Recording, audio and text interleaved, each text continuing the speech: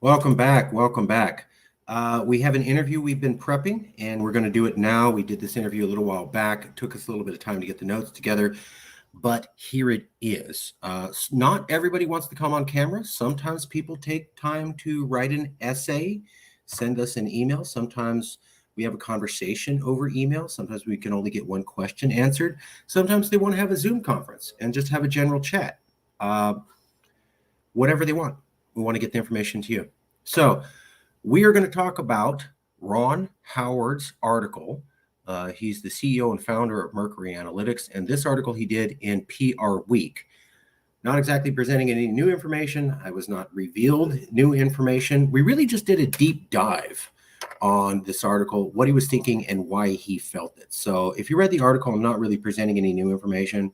Nothing new was given, but he did take the time generously to walk me through and make sure that I understood his point, and I really appreciate that. So this is the interview with Ron Howard, CEO, founder of Mercury Analytics. The Mercury origin starter. Our story starts with the founder and CEO, Ron Howard, entrepreneur, experienced technology industry leader, and passionate advocate for the development of innovative software and hardware technology. Ron has a history of hands-on corporate leadership at tech companies as employee number one at several startups to CEO managing multi-$100 million public and private corporate transactions. He works for Mercury Analytics. He founded it. It's an analytics company that looks at political issues and provides analysis for them. This was the article that brought my attention to Ron. I think that's right. It comes in PR Week. The name of the article is Deeply Divided Nation, or Are We? We have it completely wrong. There are a few major points that a strong majority of Americans agree on, says Mercury Analytics Ron Howard. It came out November 16th, 2022. And here's roughly what the article says, and this is backed up roughly with the interview. Turns out we are all wrong. America's not divided. A national poll of 1,108 voters conducted by Mercury Analytics, Ron's company, directly following the midterm elections shows that the vast majority of registered voters, regardless of party affiliation, actually agree on the one thing that could genuinely begin to unite us as a country. That one thing could fuel a new American renaissance, providing a way forward on virtually every other issue we face. The problem is that the American people don't know that we all share this profoundly important belief, and until they do, we will remain right where we are, stuck in neutral. Our research shows that 73% of registered voters of all parties believe that the divisions between the Republicans and Democrats are bad for America, and indicate a desire for both parties to work together again to solve our problems. Moreover, 93% of registered voters, including Republicans, Democrats, and independents, say they are more likely to support candidates who promise to act respectfully toward one another and work toward compromise on difficult issues as a way forward. Yet ask Republicans if they think Democrats would support such a candidate, or ask Democrats if they think Republicans would.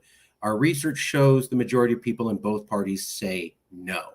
In other words, we want politicians to work together and compromise. We want political discourse to be civil, but the other side, they don't. The result of this disconnect is stagnation and a divided nation. So this is a point some other professors have said.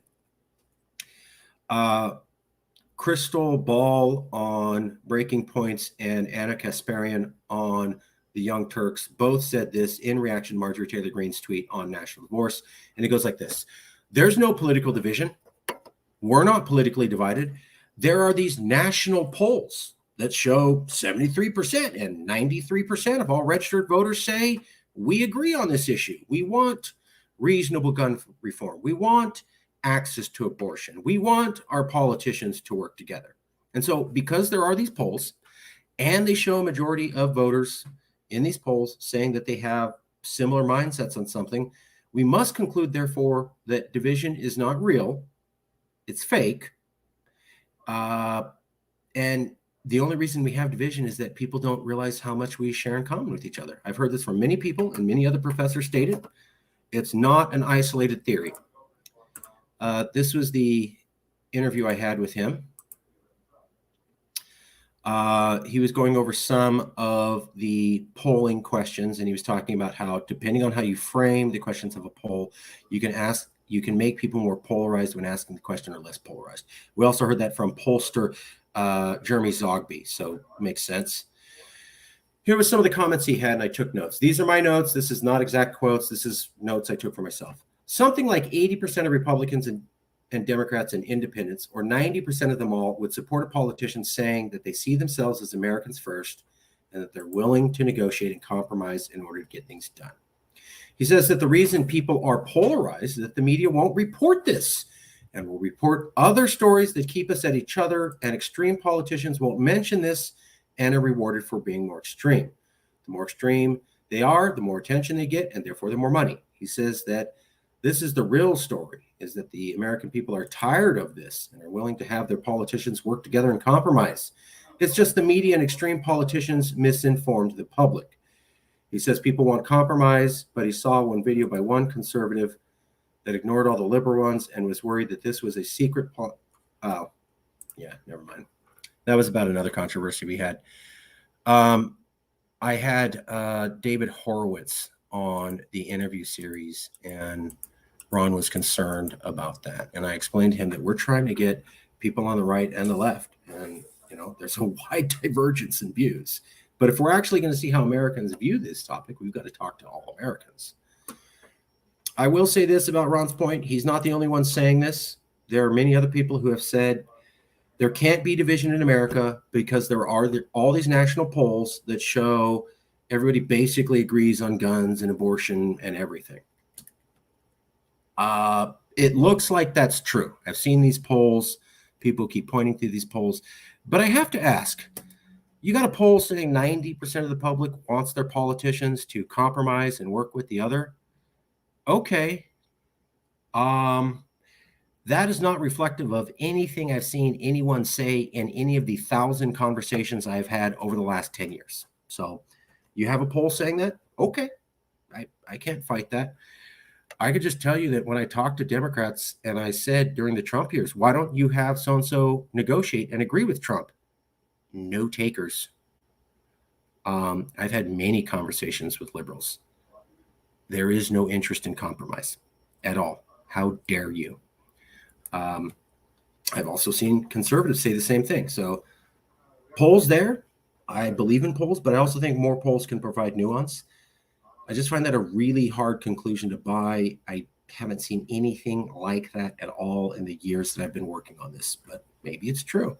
My other question is, if people want their politicians to work together and negotiate, then why don't they elect those people? Because we haven't. If that's what people want, why aren't they electing those people? Unless maybe just recently people decided that they do want their politicians to negotiate and work together. This story came out, I think, in 2021. 2022. So it's possible that the American people recently came to the conclusion that the polarization was too much, and now they need to walk it back. That could also be true. I don't really have an analysis for how to sum up this information. I just want to provide some data points. And this was our interview with Ron Howard. Thank you very much.